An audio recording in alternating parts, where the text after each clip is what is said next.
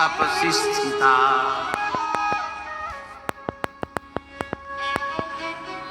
महात्मा सत्य पराक्रम श्री राम को मैं जानता हूं। इसका आशय यह है कि जितना मैं जानता हूं उतना तुम नहीं जानते हो। तुम इतना ही जानते हो मेरे पुत्र हैं, पर मैं और बहुत कुछ भी जानता हूं कि ये कौन है। बोले आप जानो चाहे मत जानो, हम नहीं देंगे। भाई आपको तो जरूरत है, आप लेने आए हो तो आप कहोगे कि हम जानते हैं। बोले वशिष्ठो भी, महातेजस्वी वशिष्ठ जी भी जानते हैं। बोले हो सकता है आप दोनों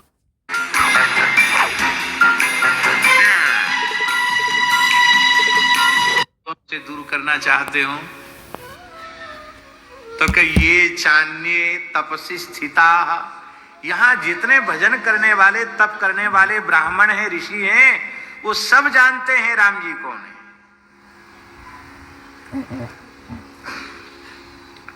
तुम कह जरूर रहे हो कि हम राम जी तुमको नहीं देंगे, पर सच्ची बात यह है कि तुम कोशिश करके प्रयत्न करके संपूर्ण शक्ति लगा करके भी राम जी को अपने पास रख नहीं पाओगे।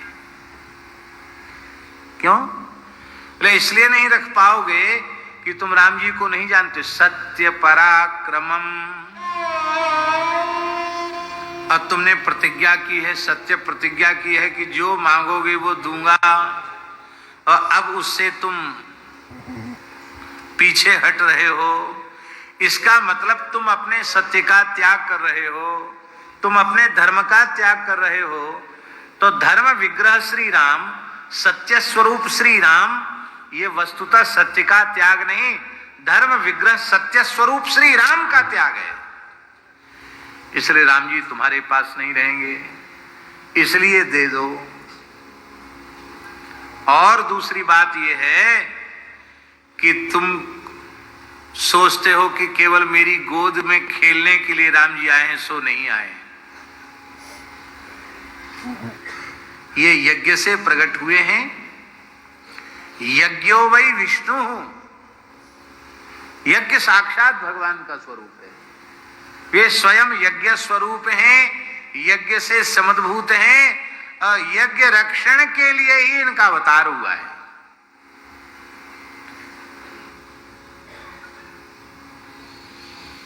इसलिए तुम इनको रोको मत।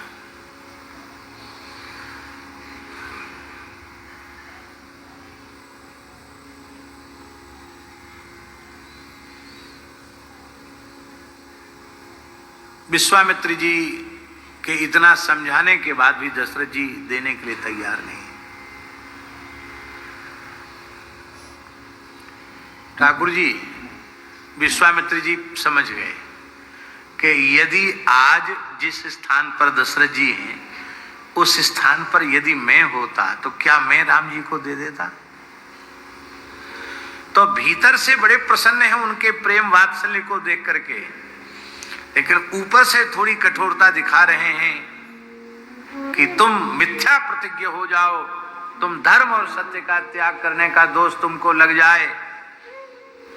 और अब उनको लगा कि मेरे प्रयत्न, मेरे पुरुषार्थ, मेरे ज्ञान विज्ञान तप के बल से राम जी नहीं मिलेंगे, क्योंकि राम जी अपने साधन के बल से नहीं मिलते हैं।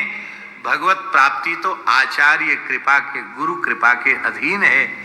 इसलिए वेद में लिखा है आचार्यवान पुरुषो वेद। आचार्यवान माने गुरु भक्त, गुरुनिष्ठ व्यक्ति ही भगवत तत्व की अनुभूति कर सकता है। देखो इंद्रेश जी, परोक्ष अनुभूति भी गुरु कृपा से होती है और अपरोक्षानुभूति भी गुरु कृपा से होती है।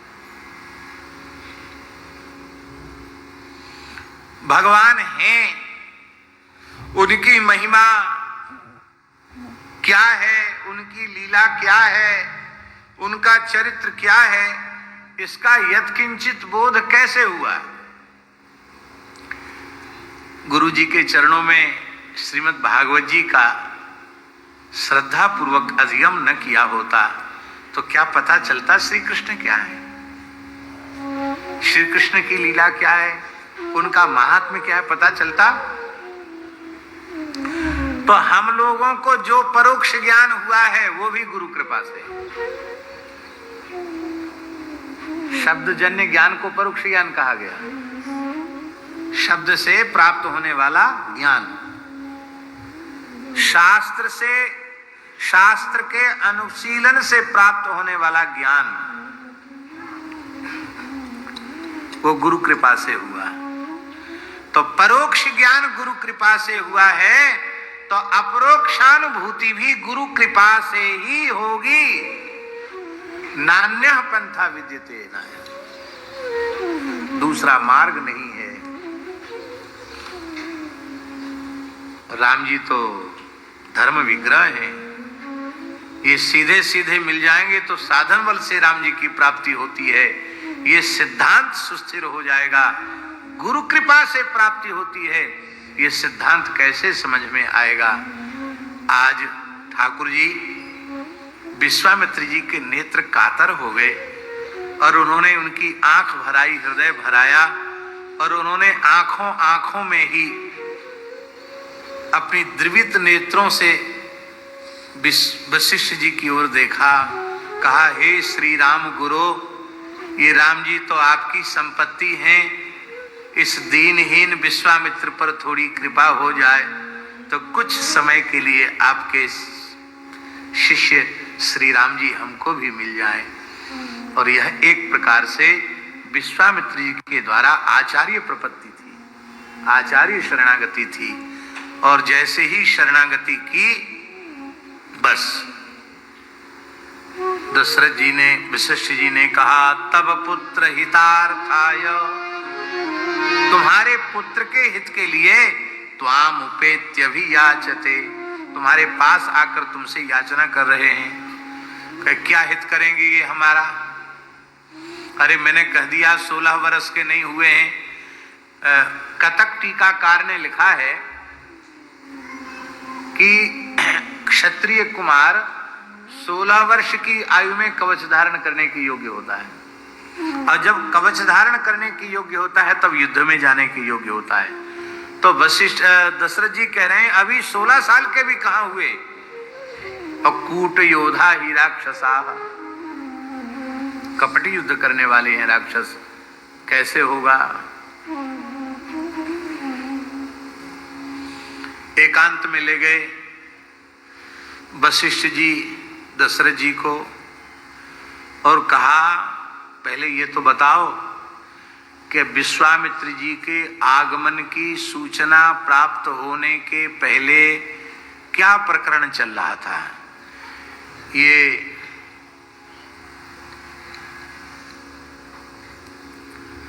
आपातकालीन बैठक,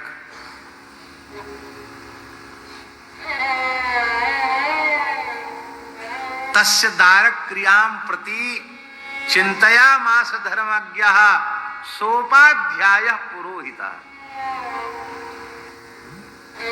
किस विषय को लेकर गोष्ठी हो रही थी? इसीलिए हो रही थी कि माताएं बार बार कह रही हैं तुमको चिंता नहीं है, चारों लाला के लिए बहू तो देख लो। अरे राम जी के लिए बहू तो देखो, तुम्हें चिंता नहीं है। बोले गुरुजी वो चर्चा ही कहाँ हो पाई, अभी तो मंगलाचरण ही हुआ था, किसी बीच में सूचना आ गई कि महाराज खड़े हैं, तो चर्चा आरंभ कहाँ हो पाई। वशिष्ठ जी ने कहा हे राजर्षे, आप वात्सल्य भाव के कारण इतने अधीर क्यों हो रहे हैं? संत कभी समस्या बनकर नहीं आते, संत सदा समाधान बनकर आते हैं।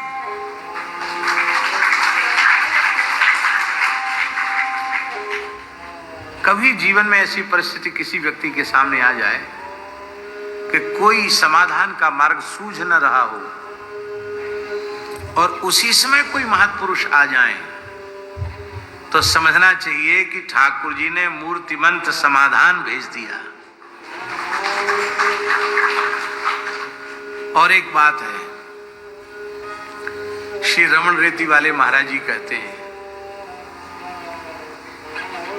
महात्मा और मुसीबत, ठाकुर जी, महात्मा और मुसीबत इनकी एक ही राशि है, ये बता के नहीं आते।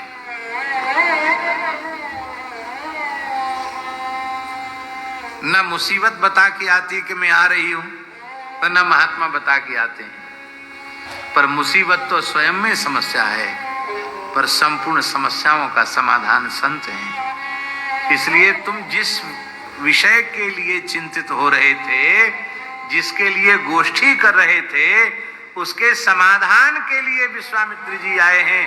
क्योंकि तेसाम निग्रहणे सकता स्वयं च कुशिकात्मजा, ये असुरों के विनाश में तो वे स्वयं ही सक्षम हैं, तुम्हारे पुत्रों की आवश्यकता उनको नहीं है। तब पुत्र हितार्थाय, गोविंदराज स्वामी लिख रहे हैं, दाक्षिणात्याचार्य भूषण टीकाकार, तब पुत्र हितार्थाय विवाहादि हित संपादनार्थाय, विवाहादि लिख रहे हैं। हाँ, तुम ब्याह के लिए चिंता कर रहे थे, इनके साथ भेज दोगे तो ब्याह हो जाएगा। विश्वामित्र जी बोले तब तो राम लक्ष्मण नहीं, चारों को भेज देते। जब ये ब्याह कराने ही आए हैं तो कोई बात नहीं, वियोग सहन कर लेंगे, राम लक्ष्मण का वियोग, भरत शत्रुघ्न का भी सह लेंगे, चारों को एक साथ भेज देते हैं, मन भी लगा रहेगा। एक नीति है, अति लोभो न कर्तव्यो लोभम नापि परित्यजेत, अति लोभा विभूतस्य चक्रम भ्रमति मस्तके। अति लोभ नहीं करना चाहिए और लोभ छोड़ना भी नहीं चाहिए। ज्यादा लोभ करोगे तो खोपड़ी पे चक्र घूमने लग जाएगा। पंचतंत्र की कथा है, आप सब जानते हो। अति लोभा विभूतस्य चक्रम भ्रमति मस्तके।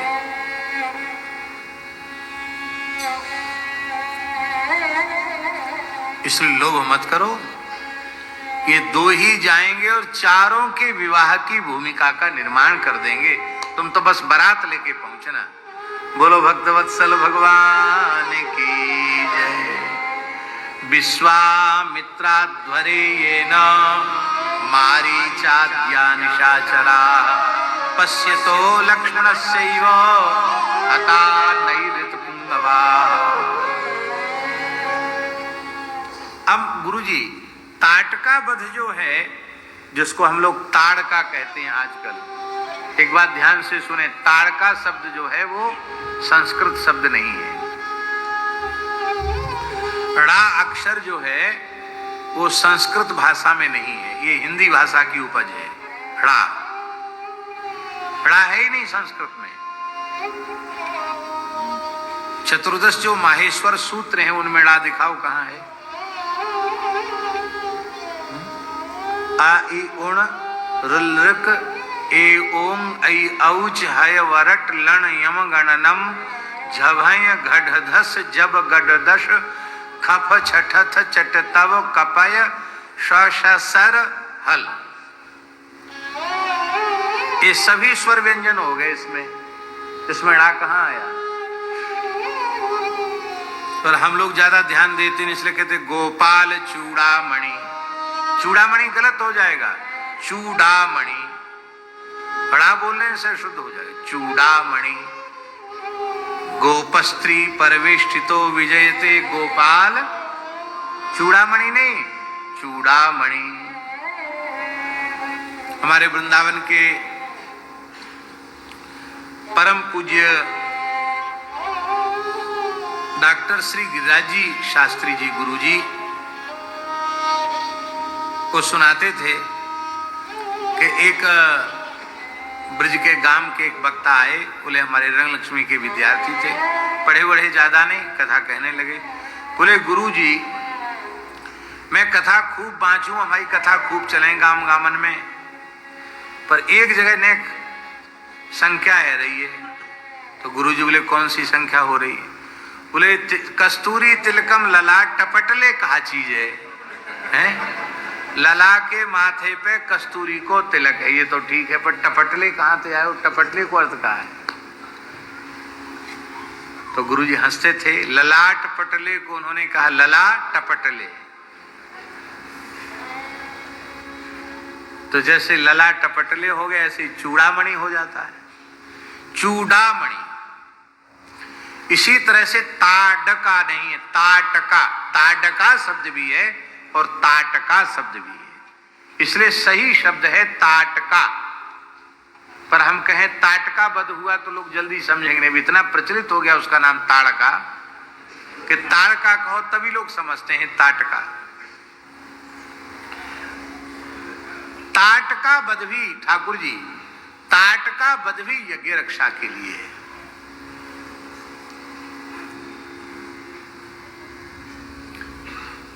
क्योंकि वह यज्ञ संस्कृति की विरोधिनी है। यज्ञ संस्कृति का विरोध क्या है? यज्ञ कर्म परायण ऋषियों का वो भक्षण कर जाती है। तो यज्ञ कर्म परायण ऋषियों का, वेदज्ञ ब्राह्मणों का ही भक्षण कर जाती है। तो ब्राह्मण ही नहीं रहेंगे, ऋषि ही नहीं रहेंगे, वेदज्ञ नहीं रहेंगे, तो यज्ञ कैसे होगा? तो यज्ञ संस्कृति की विरोधिनी थी वो। भगवान बोले, विश्वामित्री जी बोले कि इसको मार दो। एक और बढ़िया बात सुना दें आपको। किसी रामायण में ऐसा भी लिखा है, रामायण सतकोटि अपारा है ना, कि दशरथ जी ने सोचा कि राम लक्ष्मण भरत जी और राम जी में अंतर तो है नहीं, ऐसा करो बाबा जी तो चक्कर में पड़ ही जाएंगे, भरत शत्रुघ्न को भेज देते हैं राम लक्ष्मण की जगह। तो विश्वामित्र जी के साथ भरत शत्रुघ्न को भेज दिया।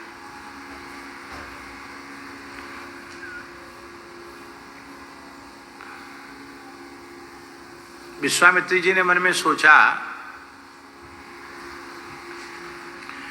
कि हमने देखा भी है भरत राम ही के अनुहारी, सहसा लख न सकई नर नारी। तो कहीं ऐसा न हो कि ये भरत जी हों, राम जी ना हो। ये मन में उनके आ गया। आप परीक्षा कैसे करें? दशरथ जी ने कह दिया था भरत जी से कि बोलते तो आप वैसे भी बहुत कम हैं, पर कुछ पूछें तो हाँ ना में उत्तर देना। जो आ गया पिताजी। तो विश्वामित्र जी ने कहा वत्स राम भद्र। भरत जी ने ये नहीं कहा मैं राम भद्र नहीं हूं, मैं भरत भद्र हूं। भरत जी बोले आज्ञा गुरुदेव।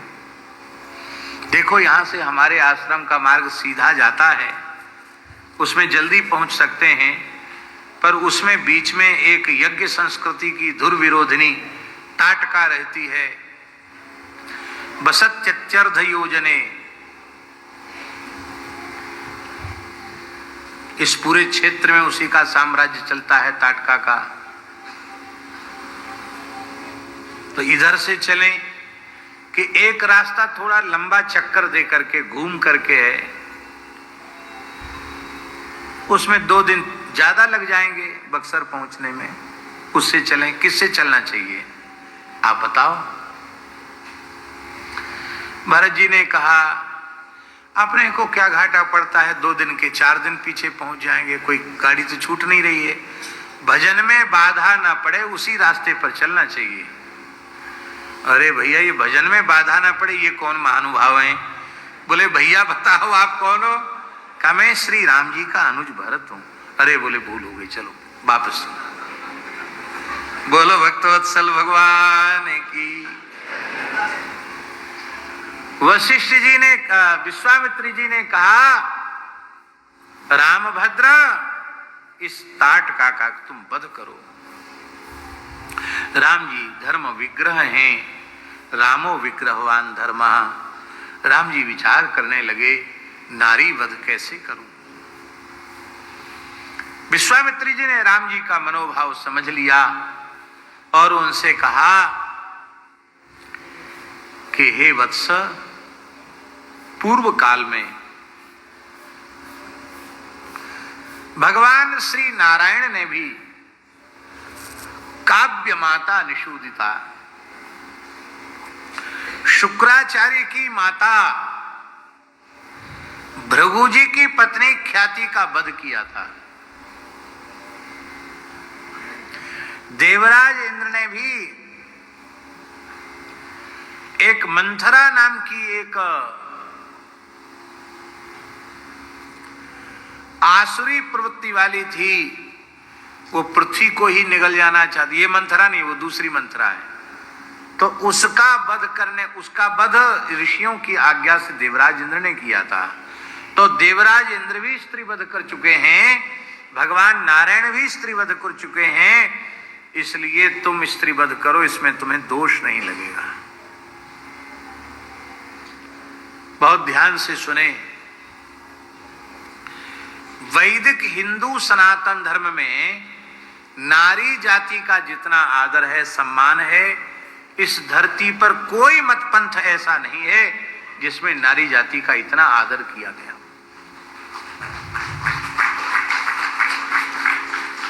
आज कितने दुर्भाग्य की बात है, हमारे ठाकुर जी तो इस विषय को लेकर खूब बोलते हैं अपनी कथाओं में। अच्छे अच्छे परिवारों की लड़कियां विधर्मियों के साथ, म्लेच्छों के साथ पलायन कर रही हैं, लव जिहाद जिसको कहते हैं। इसके बाद उनकी कितनी भयंकर दुर्दशा होती है, आत्मा कांप जाती है सुनकर के, कितना अत्याचार उनके ऊपर होता है। धन्य है सनातन धर्म, जिसमें नारी को जन्म से ही भगवती का स्वरूप माना गया, विवाहित होने के बाद लक्ष्मी का स्वरूप माना गया। इतना आदर कहीं नहीं है, अतिशय आदर है। स्कंद पुराण में लिखा है, स्कंद पुराण में लिखा है कि ब्रह्म हत्या से 10 गुना पाप स्त्री हत्या से होता है। हम बिना पढ़े नहीं बोल रहे हैं। क्या लिखा है? ब्रह्म हत्या से जितना पाप है उसका 10 गुना पाप किसी भी नारी की हत्या करने से हो जाता है। 10 ब्रह्म हत्या करो या 1 स्त्री की हत्या करो। स्त्री को अवध्या कहा गया। भयंकर से भयंकर अपराध होने पर भी स्त्री वध के योग्य नहीं है, अवध्या है। क्यों? क्योंकि वह जननी है, वह सृष्टि का मूल है, उसे नष्ट नहीं किया जा सकता।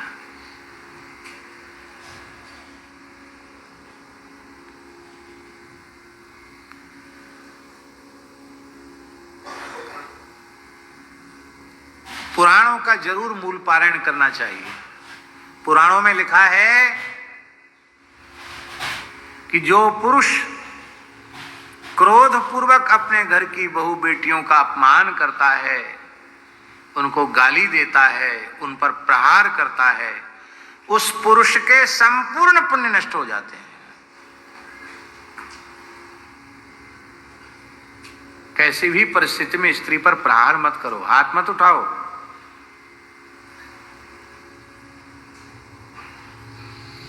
उस दुष्टात्मा पापात्मा व्यक्ति की पूजा देवता स्वीकार नहीं करते हैं।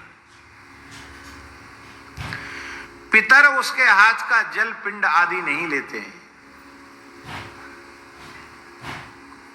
आप मार्कंडेय पुराण उठा करके देखो, पूरा प्रकरण पढ़ने के योग्य है। जहां एक ऋषि एक राजा के पास जाकर कह रहा है कि मेरे धर्म का लोप हो रहा है, आप मेरी पत्नी को कहीं से खोज करके ले आइए। कहा कैसी है तुम्हारी पत्नी? बोले संसार में कुरूपता की चरम सीमा है मेरी पत्नी, एकदम कुरूप है, बड़े क्रूर कठोर स्वभाव की है, गाली से ही बात करती है, सीधे बोलना तो जानती ही नहीं है। ऐसी ऐसी बातें बताई कि राजा बोले अच्छा हुआ पिंड छूट गया, काहे परेशान हो? बोले इसलिए मैं परेशान हूं कि गृहस्थ पुरुष की के धर्म का अंग है वह, धर्मांगिनी है, अर्धांगिनी है वह। मेरे धर्म का लोप हो रहा है, मैं बिना पत्नी के अग्निहोत्र नहीं कर सकता। ब्राह्मण का, ऋषि का अग्निहोत्र लुप्त हो रहा है, आप कैसे उसको लेके आओ? राजा खोजते हुए गए एक ऋषि के यहां। ऋषि के शिष्य ने देखा एक मूर्धाभिषिक्त चक्रवर्ती राजा आया है, उसका अर्घपाद्य से स्वागत सत्कार करें। ऋषि ने अपने ब्रह्मचारी को कहा बिना पूछे क्यों अर्घपाद्य लेकर रख दो। ठाकुर जी, मार्कंडेय पुराण की कथा है, न राजा को आसन दिया न अर्घपाद्य दिया।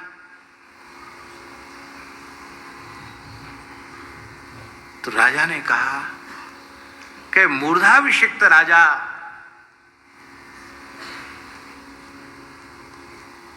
अर्घपाद्य आदि से आतिथ्य का अधिकारी है। मैं वैदिक धर्म का पालन करने वाला हूं, पंच महायज्ञ करता हूं, संध्योपासन करता हूं, वेद पाठ करता हूं, देवता ऋषि पितरों की यथा विधि पूजा करता हूं, धर्म पूर्वक प्रजा का पालन करता हूं। मेरे राज्य में चारों वर्ण, चारों आश्रम अपने स्वरूप में व्यवस्थित हैं। फिर आपने मुझे अर्घ का, पाद्य का, आसन का अधिकारी क्यों नहीं माना? वे ऋषि कहते हैं राजर्षे, आप जो कुछ कहते बिल्कुल ठीक है, पर आप अपनी पत्नी का त्याग कर चुके हैं, इसलिए आप पाद्य अर्घ के अधिकारी नहीं हैं।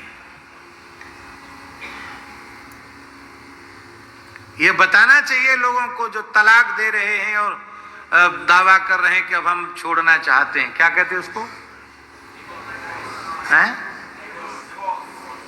डिवोर्स? क्या डिवोर्स? जो भी हो, जो कहते हो, क्या कहते हैं हिंदी में, क्या कहते हैं? बोल हैं?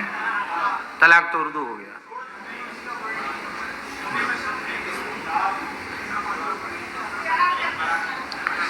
ग्रहण करने की विधि है, त्यागने की विधि नहीं है। देवता, अग्नि, गुरु, दो परिवार के बड़े बूढ़ों की सन्निधि में जिसका हाथ पकड़ा है, फिर उसका निर्वाह जीवन पर्यंत करना चाहिए, उसको त्याग नहीं करना चाहिए। ये त्याग करने की विधि हमारे सनातन धर्म में नहीं है। तो वो पूरी कथा है, आप वहीं पढ़ लेना, हम तो केवल संकेत बता दिया आपको। नारी का इतना आदर है। धर्म विग्रह श्री राम जी सोचने लगे मेरे द्वारा कहीं अधर्म ना हो जाए, क्योंकि आगे चलकर लोग एक पंक्ति बनाएंगे, रामादिवत प्रवर्तितव्यम न रावणादिवत। राम जी के जैसे चलना, आचरण करना चाहिए, रावण के जैसा नहीं। तो कहीं मेरे आचरण में ये दोष ना आ जाए। तब विश्वामित्र जी ने कहा विशेष परिस्थिति, एक सामान्य परिस्थिति होती है और एक विशेष परिस्थिति होती है।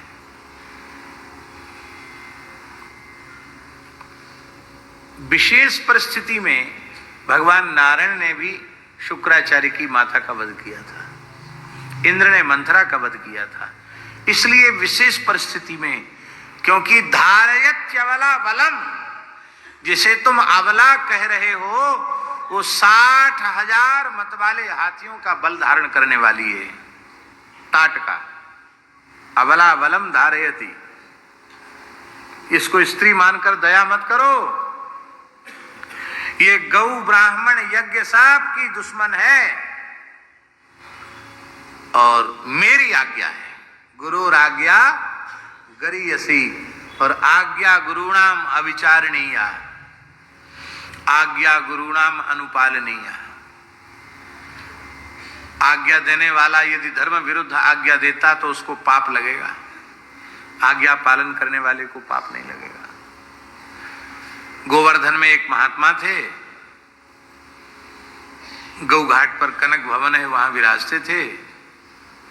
हमारे पूज्य गुरुदेव ने उनका खूब संग किया। श्री राधे श्याम बाबा सिद्ध पुरुष थे, भगवत प्राप्त संत थे, बहुत पवित्र रहते थे ठाकुर जी, वो बहुत पवित्र रहते थे, एक लंगोटी में रहते, और कोई आ जाए फिर चौका लगाओ, अखंड धूना रहता था उनके।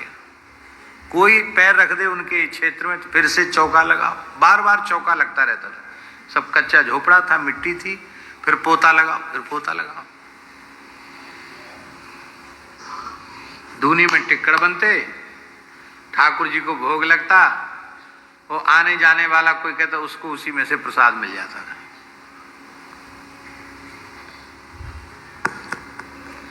एक बार ठाकुर जी बड़ा जोर का अकाल पड़ा तो गोवर्धन के अच्छे संपन्न परिवार के ब्राह्मण, अन्न मिल ही नहीं रहा था, पर बाबा के पास पता नहीं कहां से आटा वाटा आ जाता, अन्न कहां से आ जाता। तो रात को लोग आते थे रोटी खाने के लिए बाबा के पास। बाबा दिन भर तो बीत गए, कछू ना है, बाबा कछू दे दो, कछू खवाए दे, और कछू दे दे तो घर में बाल बच्चे ने खवाए दूंगा। ऐसी बाबा के यहाँ रोटी का घाटा नहीं था, उसी पे बनती, और कोई आ जाए तो फिर चोखा लगाओ, वहीं बाबा रहते।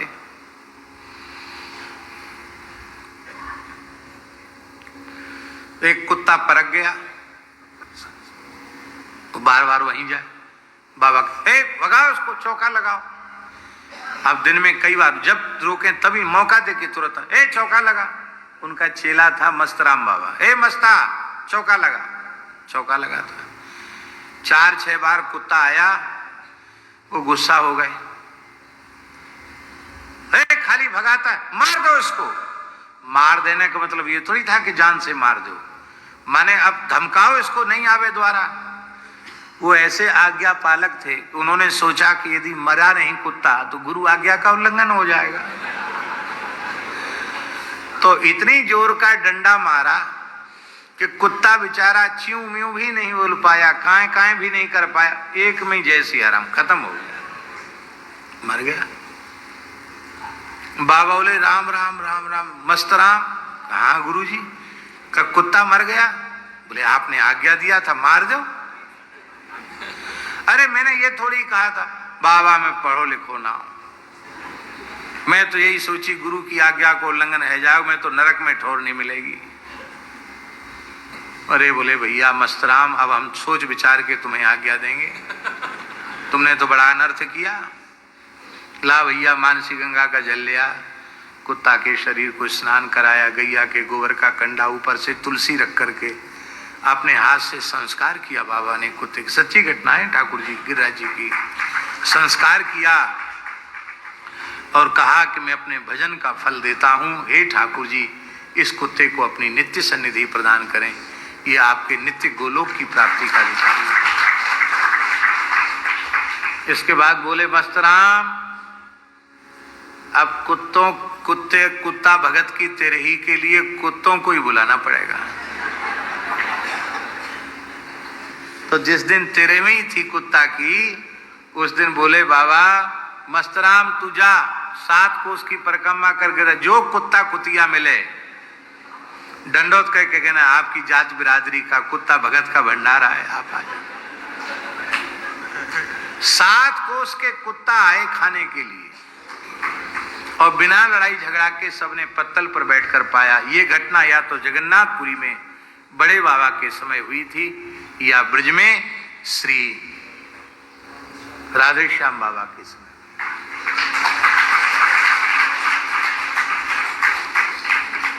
आज्ञा देने वाले को दोष लगता है यदि वो धर्म विरुद्ध आज्ञा दे रहा है तो दोष बना चेला से प्रायश्चित किया गुरुजी ने। तो विश्वामित्र जी ने कहा मैं आज्ञा दे रहा हूं, यदि अधर्म होगा तो उसका आरोप तुम्हारे ऊपर नहीं होगा, मेरे ऊपर होगा। तब राम जी जो उत्तर दे रहे हैं वो उत्तर अपने हृदय पटल पर लिखने के योग्य है। क्या बढ़िया बात राम जी कह रहे हैं। इंद्रेश जी बहुत प्यारा श्लोक है।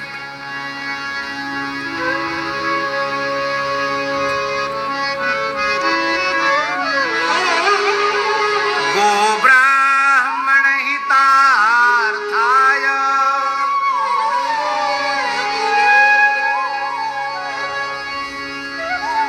गो ब्राह्मण हितार्थाय राष्ट्रस्य च हिताय च तव चैवा प्रमेयस्य वचनं कर्तुमुद्यतः।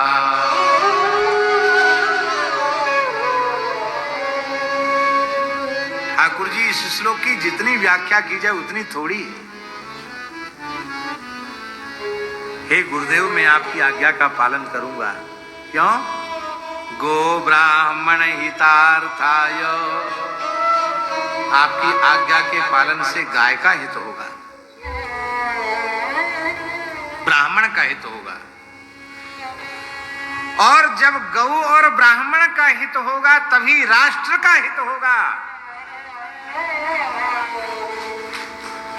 वर्तमान समय में लोगों की धारणा है कि गौ ब्राह्मण की चर्चा मत करो, ब्रह्मत्व की रक्षा की बात मत करो, गो रक्षा की बात मत करो, राष्ट्र रक्षा की बात करो। पर भगवान श्री राम, जिनका नाम लेकर हम हल्ला मचाते हैं कि हम राम राज्य की स्थापना करना चाहते हैं, उन राम जी का विचार समझो। पहले वे पहले नंबर पर गाय का नाम ले रहे हैं, दूसरे नंबर पर ब्राह्मण का नाम ले रहे हैं और तीसरे नंबर पर देश का नाम ले रहे हैं। इसका मतलब है गौ और ब्राह्मण जिस राष्ट्र में सुखी हैं, प्रसन्न हैं, वही राष्ट्र राष्ट्र कहलाने की योग्य है। गौ और ब्राह्मण के बिना राष्ट्र की कल्पना संभव नहीं।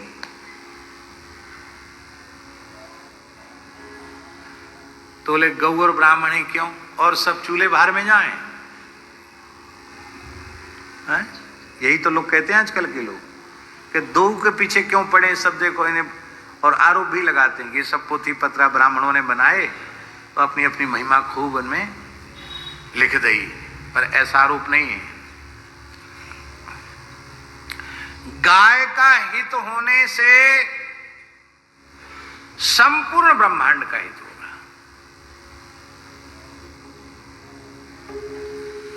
क्योंकि अष्टधा प्रकृति का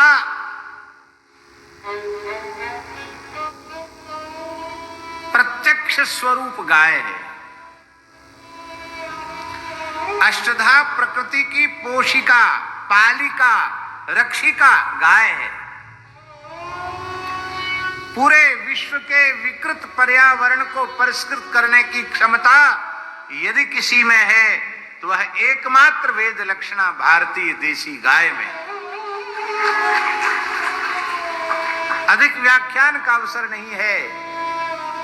पृथ्वी, जल, तेज, वायु, आकाश, इन पांचों तत्वों का शोधन तो गाय अपनी उपस्थिति से और अपने गव्य पदार्थों से करती ही है।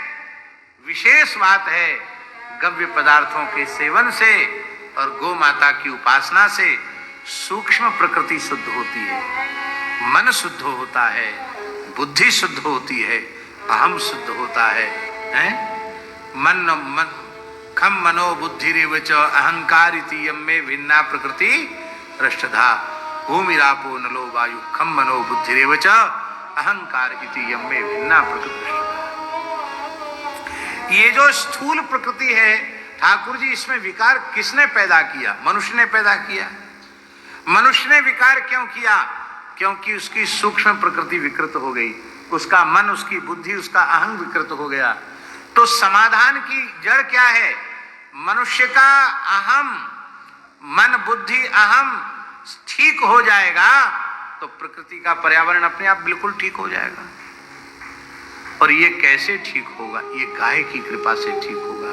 इसलिए अंडज, स्वेदज, उद्भिज और जरायुज चारों प्रकारों की सृष्टि का मूल उसकी पालिका, पोषिका, रक्षिका केवल और केवल गाय है। इसलिए गाय के हित से संपूर्ण ब्रह्मांड का, संपूर्ण चराचर का हित होगा। अब ब्राह्मण का हित क्या है? बोले ब्राह्मण का हित कहने से, ब्राह्मण के हित की चर्चा करने से संपूर्ण मानव जाति का हित होगा।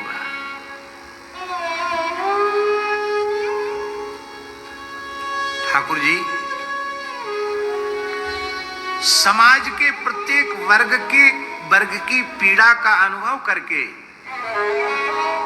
और उसकी पीड़ा को दूर करने की इच्छा किस अंतःकरण में उत्पन्न होती है?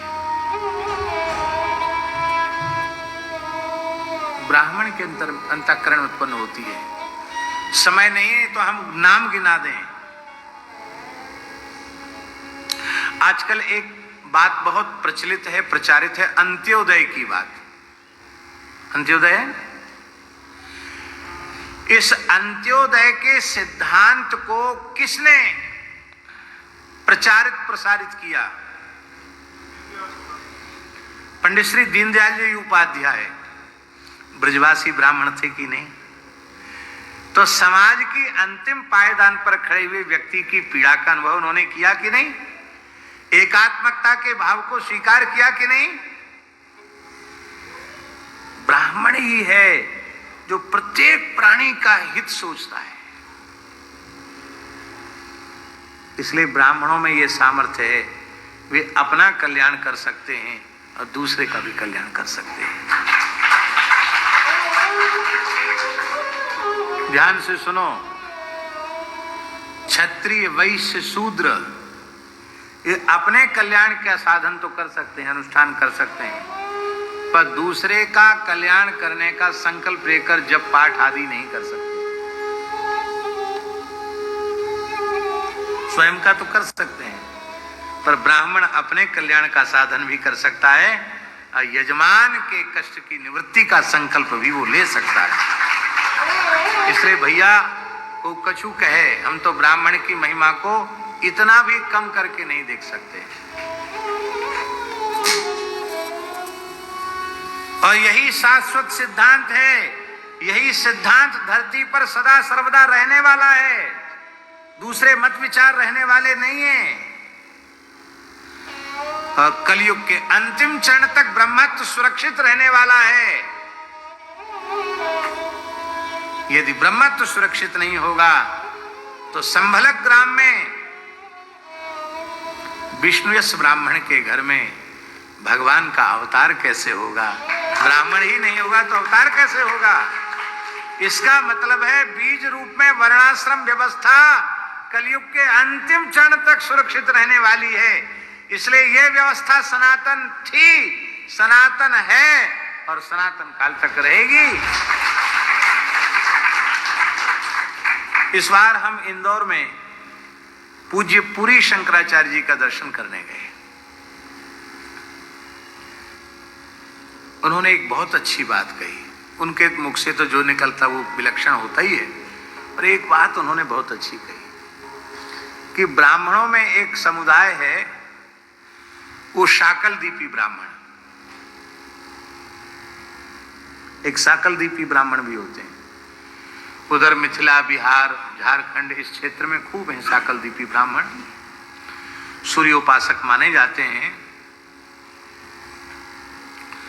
तो उनको शाकलदीपी क्यों कहते हैं? कि शाकल द्वीप में उनके पूर्वज निवास करते थे और यहां से आते थे, यहां आते थे, यहां यज्ञ आदि में दीक्षित होके फिर कर्म करा के फिर चले जाते थे। कहते कोई दूषित दान जो नहीं लेना चाहिए था वो ले लिया, इस कारण से वे फिर वो उड़ के जाने की शक्ति उनकी खत्म हो गई। जिन्होंने नहीं लिया वो चले गए, जो ले लिए वो यहीं रह गए। तो उनसे शाकलद्वीपी ब्राह्मणों की परंपरा चल पड़ी। तो श्री शंकराचार्य जी ने जो बात कही, ठाकुर जी शंकराचार्य जी ने कही, इसका मतलब तो ये हुआ कि सप्तद्वीपवती पृथ्वी में शाकल द्वीप अंतिम में है, जहां मीठा समुद्र है, वहां तक ब्राह्मण थे, वहां तक वर्णाश्रम व्यवस्था थी, शाकल द्वीप तक वर्णाश्रम व्यवस्था थी। वर्णाश्रम व्यवस्था न होती तो वहां से ब्राह्मण यहां कैसे आते? और शाकल द्वीपी ब्राह्मणों का इतिहास तो झूठा हो जाएगा। इसलिए गाय का हित जरूरी है और ब्राह्मण का हित जरूरी है। गो ब्राह्मणेभ्यः शुभमस्तु नित्यम, लोकाः समस्ताः सुखिनो भवन्तु। गो ब्राह्मणेभ्यः शुभमस्तु नित्यम, नित्यम शुभम अस्तु। गौ और ब्राह्मण का सदा शुभ हो। क्यों? गौ और ब्राह्मण के शुभ से ही लोकाः समस्ताः सुखिनो भवन्तु, समस्त लोग सुखी होंगे। इसलिए गौ ब्राह्मण हितार्थाय। अब गाय के हित से ब्राह्मण का हित कैसे होगा और ब्राह्मण के हित से राष्ट्र का हित कैसे होगा, यह भी एक विचारणीय विषय है। इस धरती के धारक 7 स्तंभ हैं जिन पर यह धरती टिकी हुई है। गोभी विप्रैश्च वेदैश्च सतीभिः सत्यवादिभिः अलुब्धैर् दानशीलैश्च सप्तभिर्धार्यते मही। 2 पुराणों में एक जैसा श्लोक, स्कंद पुराण में भी आया, कुमारिका खंड में, दूसरे पुराण में भी आया।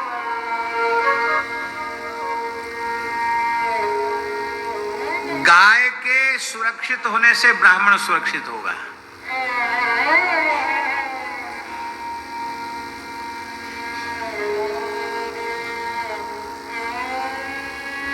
आज ठाकुर जी, देश के स्वतंत्र होने के बाद ब्रह्मत्व का बहुत भारी विनाश हुआ है। बड़ी तेजी से ब्राह्मणों के संस्कार विकृत हुए।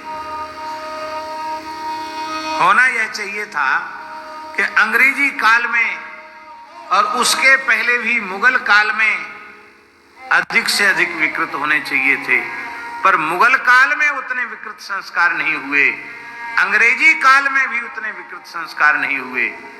स्वतंत्र भारत में ब्राह्मणों के संस्कार अधिक विकृत हो गए, उनके ब्रह्मत्व का क्षरण हुआ। क्यों हुआ?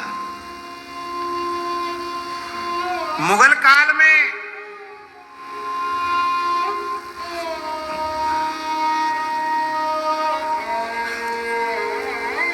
हिंदुओं को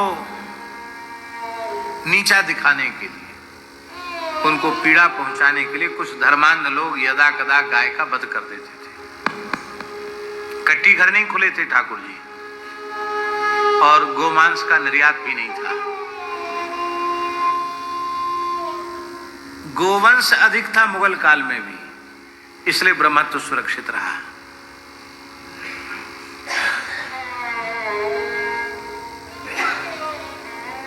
अत्याचार सहा, पर ब्राह्मणों ने अपना धर्म नहीं छोड़ा। अयोध्या वाले ब्रह्मचारी जी का दर्शन किया होगा आपने। ऋषि कल्प परम पूज्य प्रातः स्मरणीय श्री विंध्येश्वरी शुक्ल ब्रह्मचारी जी, जो वेद के बड़े विलक्षण विद्वान थे, दाक्षिणात्य विद्वान भी उनकी महिमा को स्वीकार करते थे। माने उनकी उपस्थिति के बिना सोम यज्ञ आदि भी नहीं करते थे। दक्षिण के कुछ महानुभाव हैं जो आहताग्नि हैं, वे कहते हैं कि उनके शब्द हैं कि हमारे विचार से इस समय भारतवर्ष की धरती पर पूज्य ब्रह्मचारी जी के जैसा कोई वेदों का विद्वान नहीं है, श्रौत विषय का इतना बड़ा विद्वान।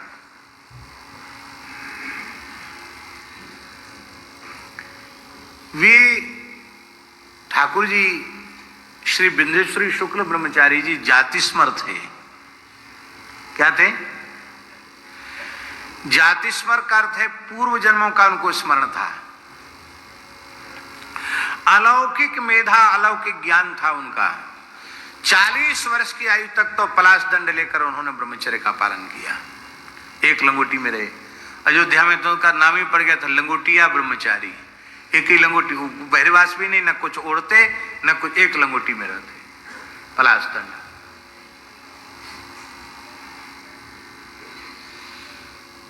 उनको अपने पूर्व जन्मों का स्मरण था। वो कहते थे 7 जन्म के पहले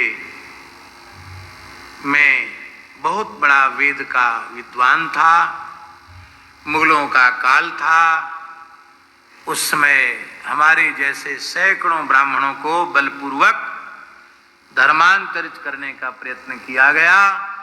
हमने कहा हम अपना धर्म नहीं छोड़ सकते, तो कम से कम 100 ब्राह्मणों को तोप के सामने खड़ा करके उड़वा दिया गया था। उनमें एक मैं भी था। मैंने उस समय संकल्प लेकर प्राण त्यागे थे, जब तक इस संस्कृति का सर्वथा धरती से विनाश नहीं हो जाएगा, तब तक मैं बार बार ब्राह्मण कुल में जन्म लेकर वेदांग का स्वाध्याय और वैदिक धर्म की उपासना करता रहूंगा। अपने सभी जन्मों का स्मरण था उनको।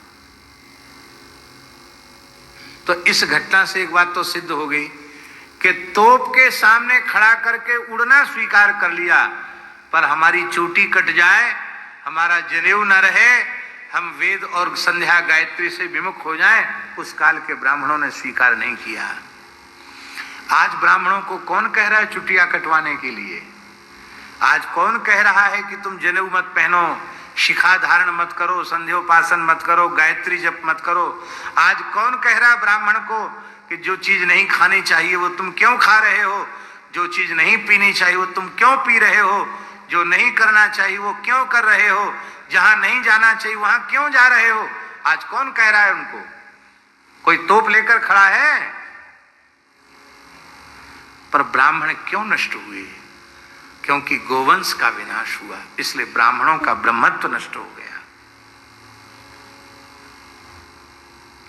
हमारी ऐसी धारणा है, भगवत कृपा, गुरु कृपा, संत कृपा से, कि जिस दिन भारतवर्ष की धरती गोवध के कलंक से सर्वथा विमुक्त हो जाएगी,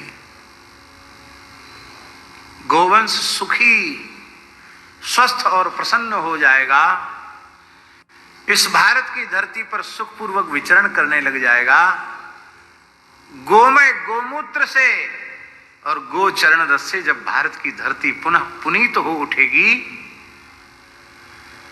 उस समय बहुत कुछ करना नहीं पड़ेगा, फिर से ब्राह्मणों में ब्रह्मत्व जग जाएगा।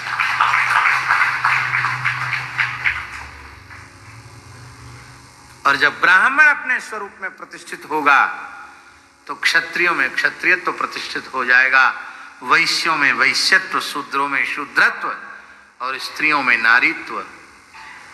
ब्राह्मण ही धर्म का मूल है, ब्राह्मण ही युग का निर्माता है। सतयुग का निर्माण भी ब्राह्मण करता है, त्रेता का निर्माण भी ब्राह्मण करता है, द्वापर का निर्माण भी ब्राह्मण करता है, कलयुग का निर्माण भी ब्राह्मण करता है। युग परिवर्तन हो जाएगा। गायों के नष्ट होने से ब्राह्मण नष्ट हुआ, अंग्रेजों से आगे निकल गए काले अंग्रेज, इन्होंने और ज्यादा गो हत्या को बढ़ावा दिया।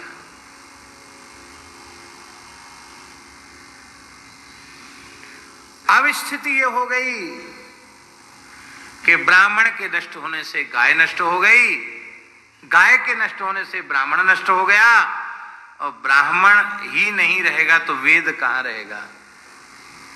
ब्राह्मण कहां रहेगा? वेद कहां रहेगा? वेद ब्राह्मण में रहेगा ना।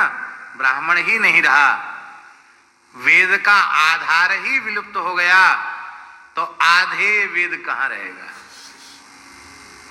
ब्राह्मण नहीं रहा तो वेद नहीं रहा। गोभिर विप्रैष्य वेदैष्य, और जब वेद ही नहीं रहा तो सदाचार कैसे रहेगा? क्योंकि वेदो खिलो धर्म मूलम, मनु जी का वचन है, संपूर्ण धर्मों का मूल वेद है। वेद नहीं रहा तो सदाचार नहीं रहा, और जब सदाचार ही नहीं रहा तो नारियों के शरीर की पवित्रता भी सुरक्षित नहीं रही, सतीत्व चला गया। और जब नारी का धर्म ही नष्ट हो गया तो सत्यवादी पुरुष, लोभ रहित पुरुष, दानशील पुरुष आसमान से तो बरसेंगे नहीं, धरती फोड़ के तो निकलेंगे नहीं। किसी सती साध्वी पतिव्रता धर्मपरायणा किसी माता के गर्भ से ही तो जन्म लेंगे।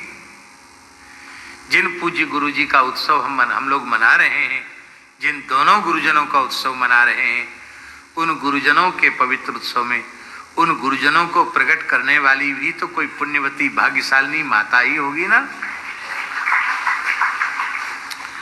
आज ठाकुर जी हमारे सामने विराजमान हैं, हमारे ब्रज की विभूति।